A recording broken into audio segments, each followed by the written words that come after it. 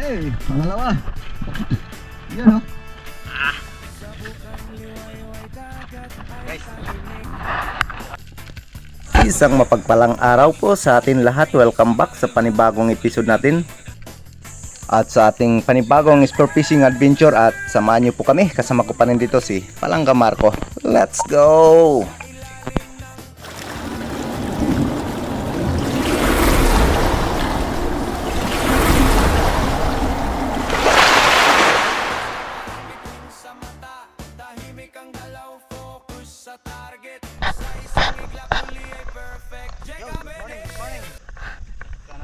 Palang araw guys, subukan natin ngayon sa araw na to, araw na Sabado. Tanghalian tayo dahil meron pa tayong inantay. Kami, kasama ko pa rin si Palangga. Medyo kalma naman. Sana pagpalain tayo kung ng Panginoon, pagkaluban ng biyaya. Let's go!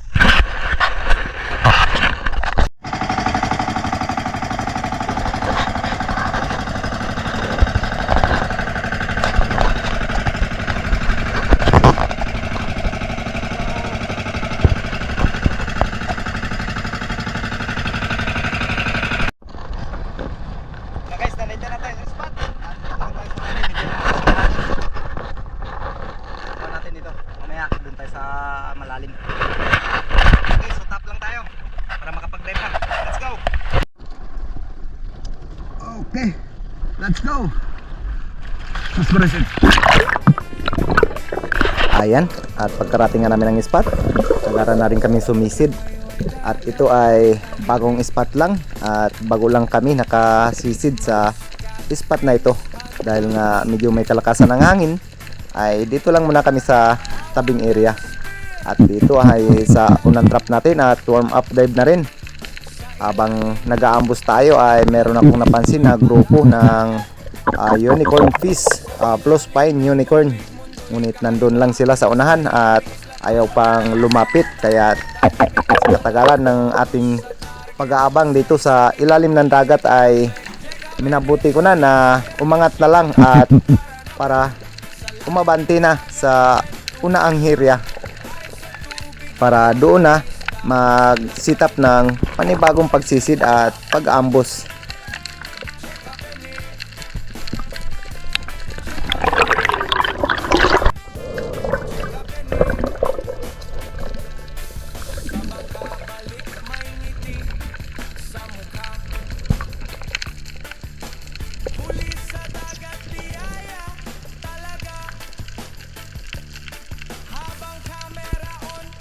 At dito nga sa ikalawang pagsisid na ating ginawa at panibagong ambus na naman.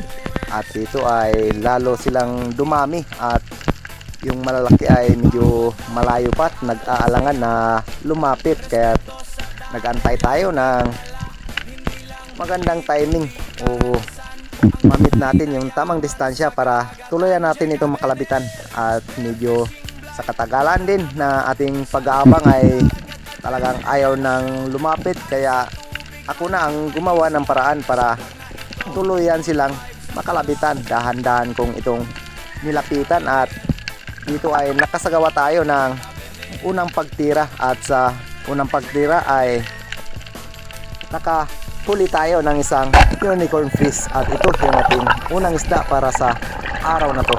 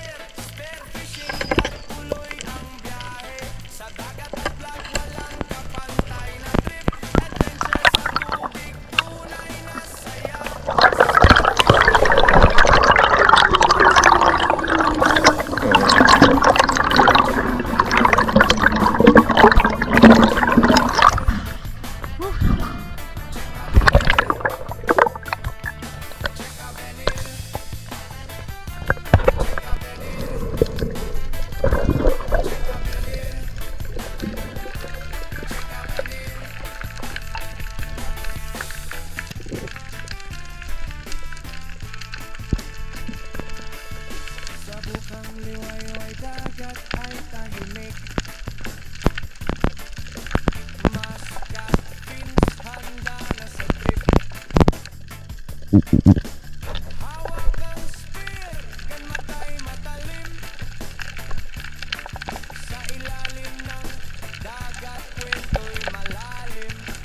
dito sa panibagong pagsisid ay grupo pa rin ng Blue Spine Unicorn yung ating target dito. At dito nga ay meron na sanang pwedeng kalabitan, ngunit medyo mga undersize pa. At gusto nating matira dito ay yung malalaki na.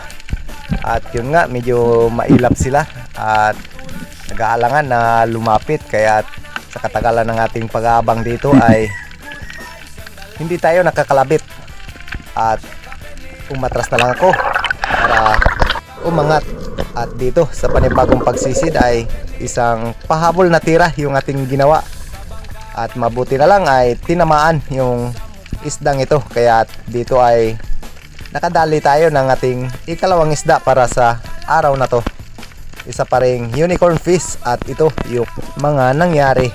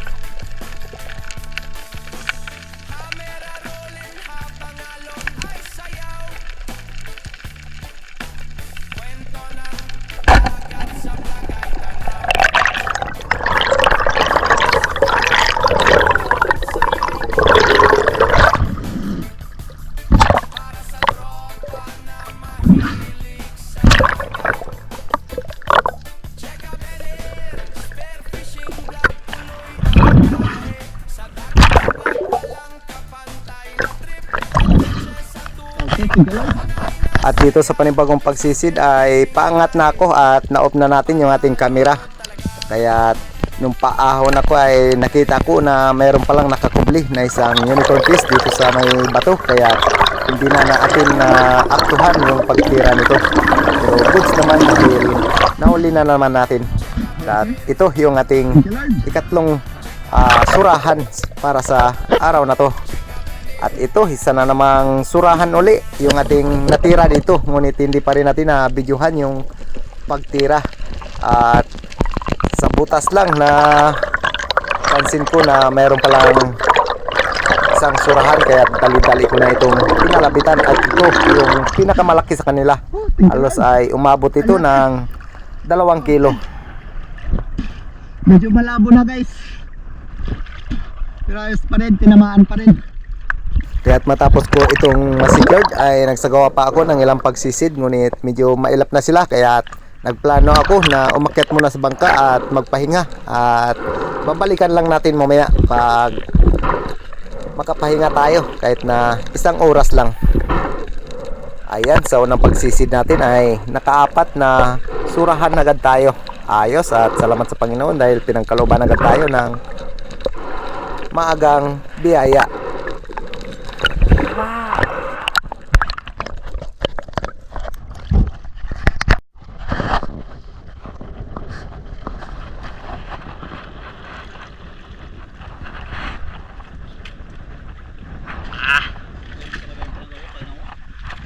Guys, teraso. So nang spot. Are, bisa na yan.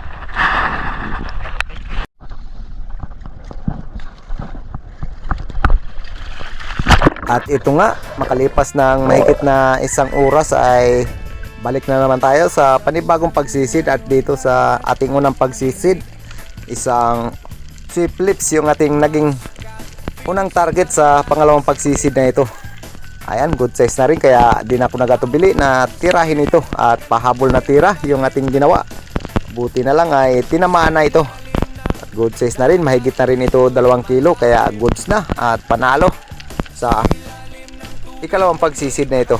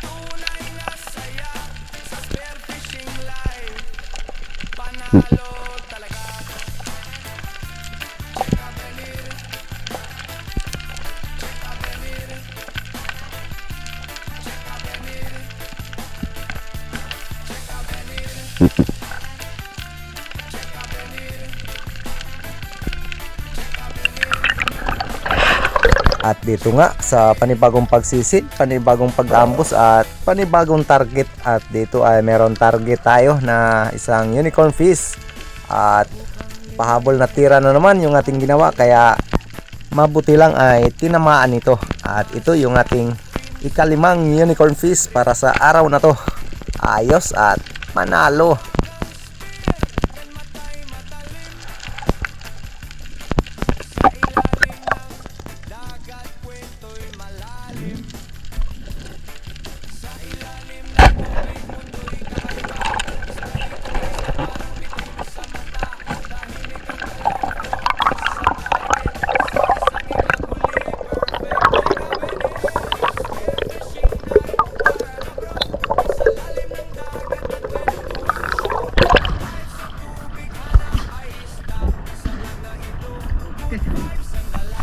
Thank you, Lord. Matapos ko nga na matuhog itong surahan ay sa ibabaw pa lang ako, nakita ko na itong malalapad na samaral. At dahil nga good size na rin ito, at di na rin ako nagatubili na tirahin ito para pandagdag na rin sa ating huli.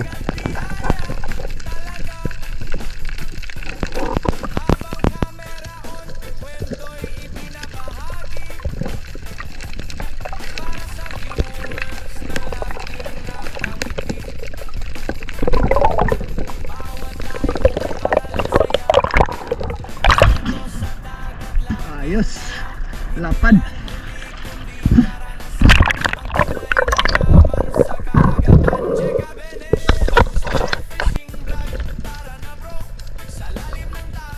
Tapos nga natin ma-secure dyan sa maral at magkapagpahinga, nagsagawa ulit tayo ng panibagong pagsisid dito. Since spot pa rin kung saan natin natira yung sweet lips. At dito ay meron na naman ako napansin na merong lumabas sa butas na sweet lips na naman. Kaya ito dahan-dahan ko siyang tinutukan hanggang sa mamit natin yung tamang distansya para tuluyan natin itong mga kalabitan.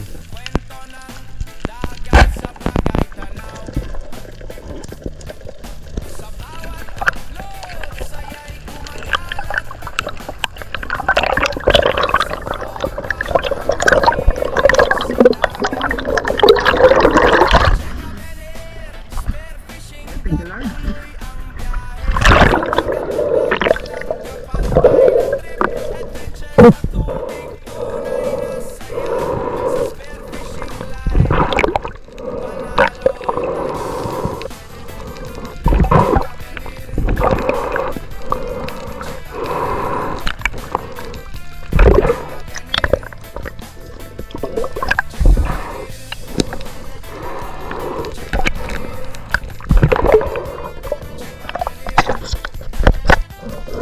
At dito, habang sa ibabaw tayo ay meron tayong nakita na grupo ng ilak at mga good size na rin ito. Ngunit nung tirahin natin ito ay medyo daplis yung ating naging patama, kaya ang resulta ay nakapunit ito at sayang, malalaki na sana ito.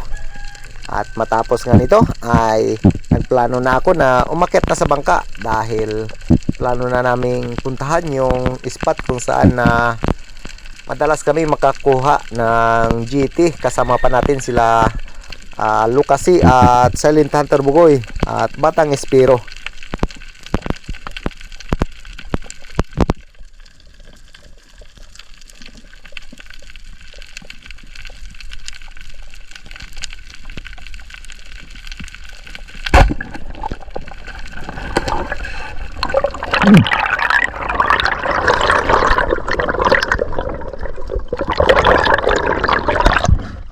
Ay, napunit pa. At ito yung blessing sa ating ikalawang sampa sa bangka. Ayos na rin ito. Okay.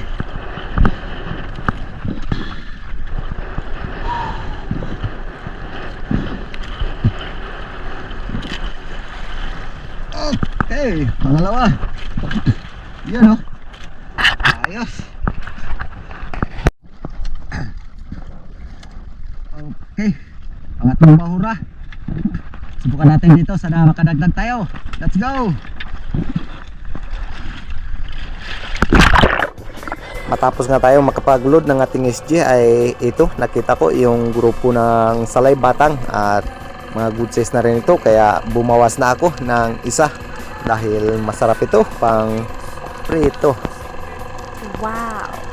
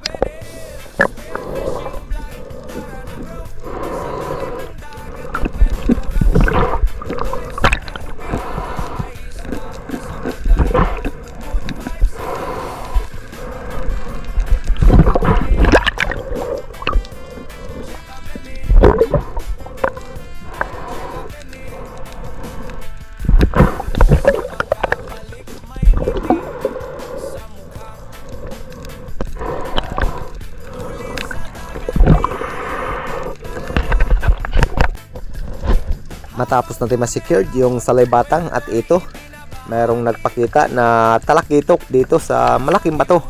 Ngunit nung tirahin natin ito ay sablay yung pagkatira natin dito. Sayang, good size na rin sana. Kaso lang talagang hindi pa para sa atin yung isdang ito. At dito sa ating panibagong pagsisid ay plano ko sana mag-ambos. Habang palapat pa lang tayo sa bahurang ito ay nakita ko na mayroon palang grouper na nakasilong dito sa may banaog. Ngunit nung tinutukan nga natin ay sumirit ito. Buti na lang ay huminto sa bandang unahan, ngunit medyo may kalabuan, kaya't nung tirahin natin ito ay sablay na naman. Sayang, at malaki na rin sana ang grouper na ito. Matapos nga nito, nagpasya kami na lumipat na naman ng panibagong spot.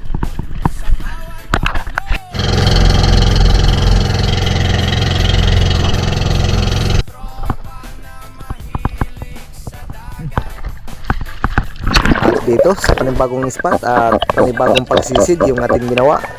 At dito ay merong grupo ng GT, ngunit hindi pa masyadong kalakihan, nasa 2 kilo o 3 kilo pa lang yung laki nito.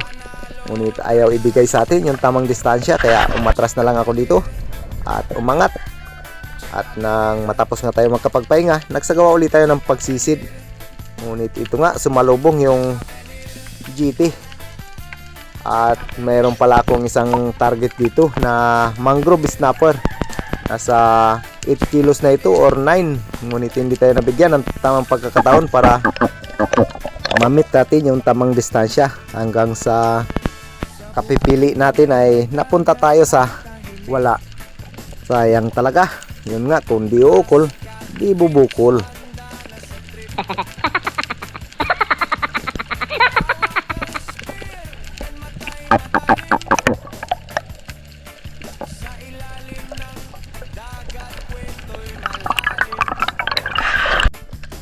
Matapos nga pala nung pag-angat natin yung sa GT ay meron pala itong kasama na 2 golden trevally at nabawasan natin ito ng 2 golden trevally, ngunit nasama sa pag-delete natin yung video kung paano natin natira yung golden trevally. At ito sa panibagong pagsisid ay isang barchick coral trout yung ating naging target dito, at good size na rin, kaya nung tirahin natin ay ayos naman at maganda naman yung ating naging patama sa coral trout na ito.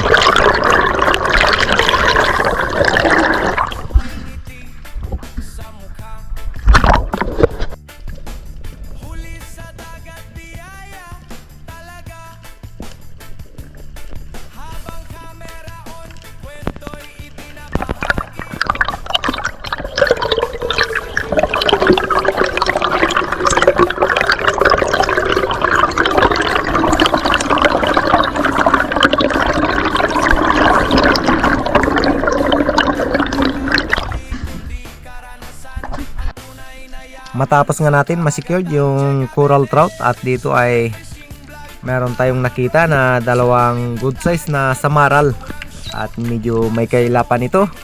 Nung tinutukan nga natin ay sumirit ito at patuloy tayo sa pag-ambos, at dito ay meron na sanang sweep lips at buti na lang meron akong nakita na isang good size na samaral na nakakubli dito sa may Banaog, at syempre mas mahal itong samaral, kaya samaral na yung ating naging target dito.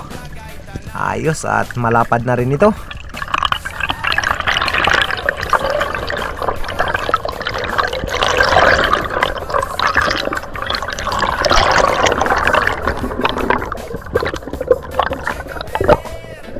Ayan, good size na rin yung samaral na ito, at matapos nga dito nagplano na kami na umuwi na dahil medyo hapon na, at goods na rin yung blessing na pinagkaloob sa atin.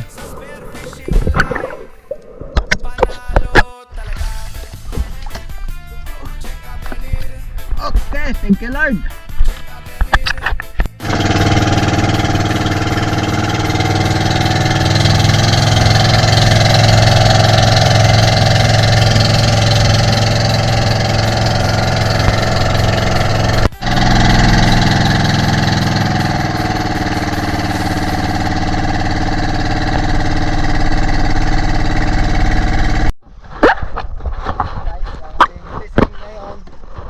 Yun, no?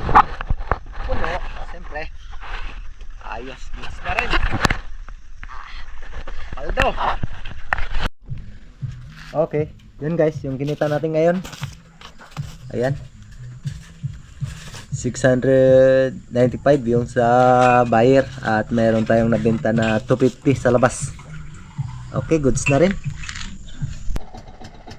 At sumunod na araw ay nagplano kami na sumisid ni Palangga Marco, at dito lang kami sa may bandang harap, kung saan ay sa previous video natin ay nakadali tayo ng napakaraming blessing na barakuda at mga golden trevally.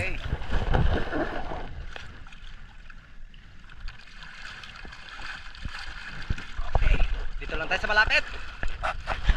Okay, let's go. Ito lang tayo, malapit lang. Sa nagabay ng Panginoon, pagkaluban ng biyaya sa araw na to.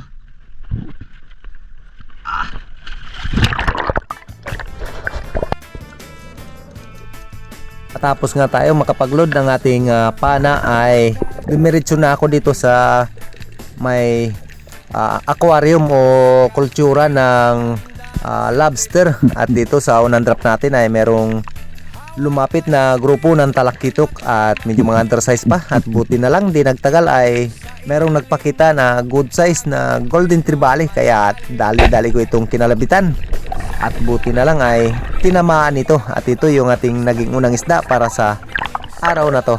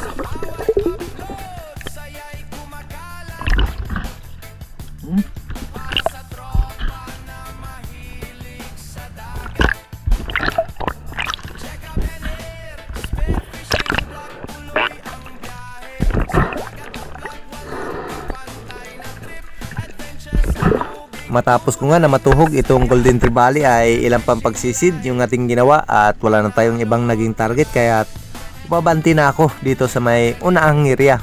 At dito ay meron agad na batfish o tubleron na nag-aaligid-aligid sa atin, ngunit hindi pa yan yung ating target dito at naghanap pa tayo ng posibleng pwedeng maging target natin, ngunit sa katagalan na wala tayong ibang nakita habang palutang na sana ako at nagpakita pa itong batfish, kaya napagpasyahan ko na tirahin ito.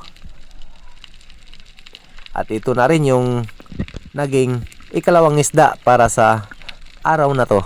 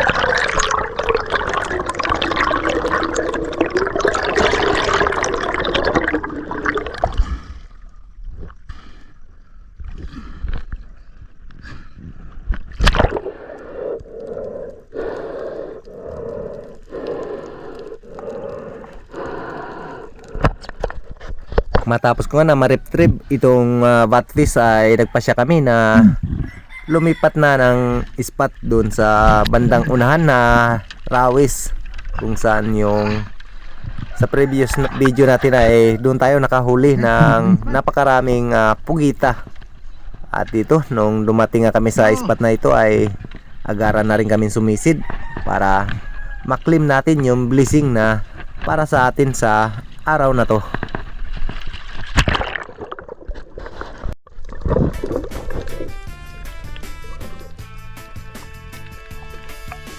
At dito nga sa ikalawang spot ay meron sana tayong target dito na Oriental Swift Lips, ngunit nag-alangan tayo na tirahin ito dahil nakadikit ito sa bato, at nung kalabitan natin ito ay sablay. Sayang, at malaki na rin sana ito. Sa unang kalabit natin sa ikalawang spot na ito ay sablay agad yung mga nangyari.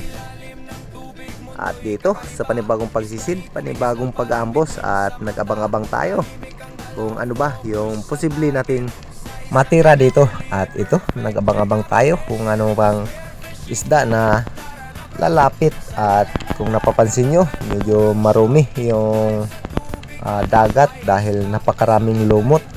At sa bandang itaas ay malabo yung tubig, at buti na lang dito sa ilalim ay medyo malinaw pa. At sa di katagalan ay ito, napagpasya na natin na tirahin itong lipti dahil good size na rin, goods na rin ito para sa pang-ulam.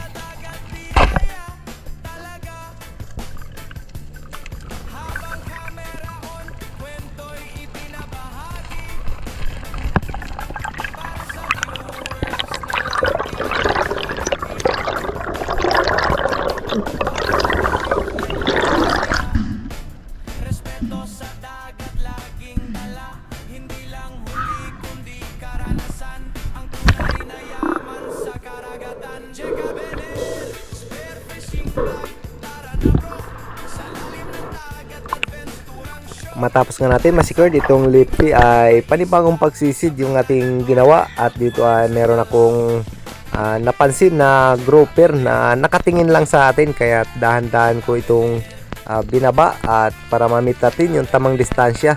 At nung tirahin natin ito, napakaganda yung ating naging patama sa grouper na ito. Ayos.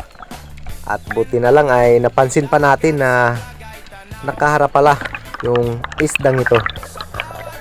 Bago po ang lahat ay nais ko pong magpasalamat kay Sir Darius Pamadico Fistio and family.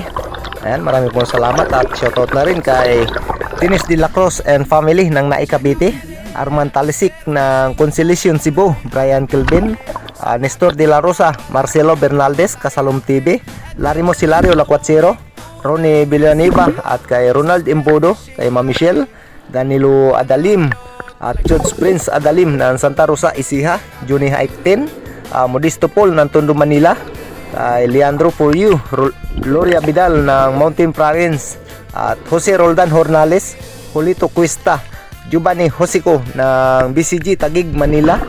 Ayan, kay Edgardo Fransco, shoutout po, kay Robin Lara, Sisid Sportfishing, at Pancho Pantino ng Rapu-Rapu Albay, Carino Kayadong and family ng Naikabiti, kay Renato Disolok and family ng Babatngon, Leyte, shoutout po.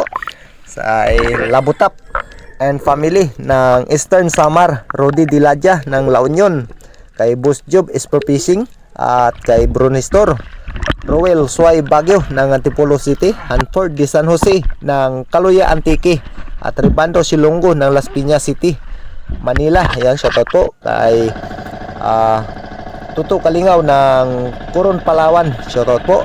Kay Elvis Montales and family ng Asluman, Antique. Yun, maraming salamat po sa patuloy na sumasama, tumatangkilik po sa lahat po na adventure natin na ginagawa.